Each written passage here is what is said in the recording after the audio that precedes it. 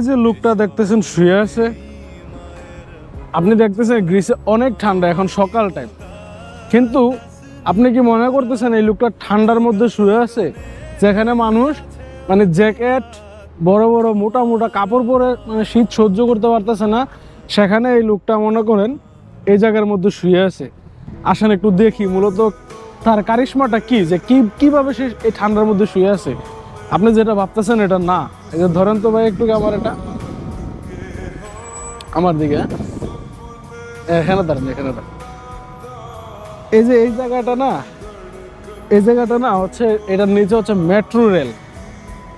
এই মেট্রো রেলের যেই মানে থেকে যে তাপটা আসে, সেই গরম, ঠিক আছে, যার কারণে সে খুব শান্তিভাবে ঘুমাইতে পারতেছে।